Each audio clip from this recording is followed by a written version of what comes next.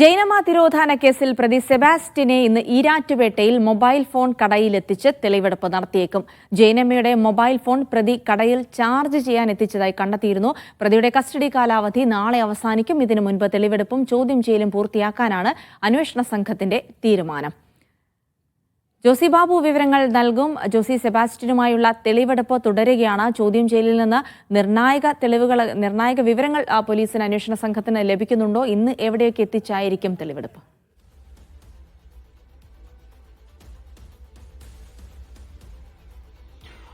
Good morning Jilsy.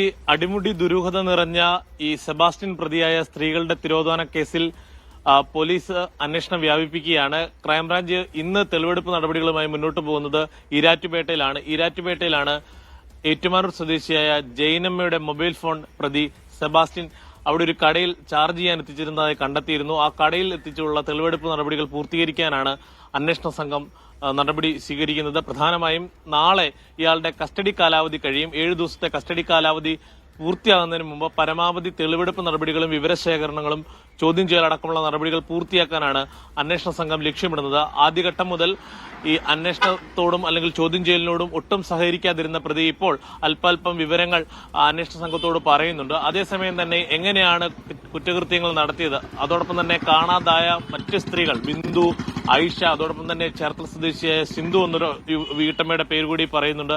ഇങ്ങനെയുള്ള ആളുകൾ കാണാതായതുമായി ബന്ധപ്പെട്ടുകൊണ്ട് ഇയാൾ എങ്ങനെയാണ് അവരുമായുള്ള ബന്ധം, ഈ കൊലപാതകങ്ങൾ നടത്തിയത് എങ്ങനെയെന്ന തരത്തിലുള്ള കാര്യങ്ങളൊന്നും ഇതുവരെയും വെളിപ്പെടുത്താൻ പ്രതി തയ്യാറായിട്ടില്ല. ഇയാളുടെ സാമ്പത്തിക സ്രോതസ്സും അന്വേഷണ സംഘം അന്വേഷിക്കും. പ്രധാനമായും ഇയാൾക്ക് ചില സഹകരണ ബാങ്കുകളിൽ വലിയ തോതിലുള്ള നിക്ഷേപം ഉണ്ടായിരുന്നു. ആ നിക്ഷേപ തുക എങ്ങനെയാണ് ഇവിടെ എത്തിയതെന്നുള്ള അടക്കമുള്ള കാര്യങ്ങളിൽ ഇയാൾക്ക് വ്യക്തമായ ഉത്തരം നൽകാൻ കഴിയുന്നില്ല. ഈ സ്ത്രീകളുടെ സാമ്പത്തിക ഇടപാടുകളുമായി ബന്ധപ്പെട്ടുകൊണ്ടാണ് ഇയാൾ പണം അല്ലെങ്കിൽ അവരെ കൊലപ്പെടുത്തി അവരുടെ സ്വർണവും സ്വത്തുമൊക്കെയും തട്ടിയെടുത്താണ് പണം സമ്പാദിച്ചതെന്നാണ് ക്രൈംബ്രാഞ്ച് നിഗമനം. പക്ഷേ അക്കാര്യങ്ങളൊന്നും ഇയാൾ സ്ഥിരീകരിക്കുന്നില്ല. ഗൾഫിൽ ജോലി ചെയ്തിരുന്ന സമയത്ത് സമ്പാദിച്ച പണമാണ് എന്നാണ് ഇയാൾ പറയുന്നത്. അതോടൊപ്പം തന്നെ സെബാസ്റ്റ്യന്റെ ഭാര്യ ഏറ്റുമാനൂരിലുള്ള സ്ത്രീയെ വിളിച്ചു വരുത്തിയുള്ള വിവരശേഖരണത്തിനുള്ള തയ്യാറെടുപ്പും അന്വേഷണ സംഘം നടത്തുന്നുണ്ട്. എന്തായാലും ഇന്ന് രാവിലെ ഇപ്പോൾ കസ്റ്റഡിയിലുള്ള പ്രതി എന്ന നിലയിൽ ദൈനംദിന വൈദ്യപരിശോധനയ്ക്ക് അല്പസമയത്തിനകം സെബാസ്റ്റ്യനെ കൊണ്ടുപോകും. അതിനുശേഷം ഒരു 11 മണിയോടുകൂടിയായിരിക്കും ഈരാറ്റുപേട്ടയിലേക്ക് കൊണ്ടുപോവുക. അല്ലെങ്കിൽ ഒരുപക്ഷെ ഭാര്യയുമായി ഒന്നിച്ചിരുത്തിയുള്ള ഒരു ചോദ്യം ചെയ്യൽ നടപടികളിലേക്കും കടക്കും.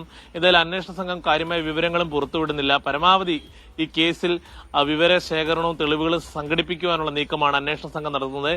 ഏറ്റവും അടിസ്ഥാനപരമായ കാര്യം DNA പരിശോധനാ ഫലങ്ങളാണ്. നേരത്തെ കാണാതായ സ്ത്രീകളുടെ അതോടൊപ്പം ഇപ്പോൾ കോട്ടയം ക്രൈംബ്രാഞ്ച് യൂണിറ്റ് അന്വേഷിക്കുന്ന കേസിൽ ജൈനമ്മയുടെ കേസിലടക്കമുള്ള അവരുടെയൊക്കെ ബന്ധുമിത്രാദികളുടെ രക്തസാമ്പിളുകൾ DNA പരിശോധനയ്ക്കായി ശേഖരിച്ചിരുന്നു. ഈ DNA പരിശോധനാ ഫലം അടുത്ത ദിവസങ്ങളിൽ വരും. അതാണ് ഈ കേസിൽ ഏറ്റവും നിർണായകമാകുക. അല്ലെങ്കിൽ കോടതി നടപടികൾ അന്വേഷണ സംഘത്തിന് ഏറ്റവും ബലമേകുക ഈ DNA പരിശോധനാ ഫലങ്ങളായിരിക്കും. എന്തായാലും കഴിഞ്ഞ ദിവസങ്ങളിൽ പലയിടത്തു നിന്നും ഈ പള്ളിപ്പുറത്തെ സെബാസ്റ്റ്യന്റെ പുരയിടത്തിൽ പലയിടത്തു നിന്നും അസ്ഥികളുടെ അവശിഷ്ടങ്ങളും അതോടൊപ്പം സ്ത്രീകളുടെ വസ്ത്രങ്ങളുടെ ഭാഗങ്ങളും ഒക്കെയും കണ്ടെത്തിയിരുന്നു. ഇതൊക്കെ ആരുടേതൊക്കെയാണ് എന്നുള്ള കാര്യം സ്ഥിരീകരിക്കണമെങ്കിൽ DNA പരിശോധനാ ഫലം ഏറെ നിർണായകമാണ്. ഒരുപക്ഷെ ഇത് കണ്ടെത്തിയത് ജൈനമ്മയുടെ തന്നെയാണ് എങ്കിൽ അന്വേഷണ സംഘത്തിന് വലിയ പ്രതിസന്ധിയില്ല. നേരെ മറിച്ച് മറ്റാരുടെയെങ്കിലും ആണ് അല്ലെങ്കിൽ ഇത് മാച്ച് ചെയ്യാതെ പോവുകയാണെങ്കിൽ അത് അന്വേഷണത്തെ കൂടുതൽ സങ്കീർണമാക്കും. എന്തായാലും കോട്ടയം ക്രൈംബ്രാഞ്ച് ജൈനമ്മയുടെ കേസ് അന്വേഷിക്കുന്നു. മറ്റ് കേസുകളൊക്കെ ആലപ്പുഴ ക്രൈംബ്രാഞ്ചാണ് അന്വേഷിക്കുന്നത്. ജിൽസി.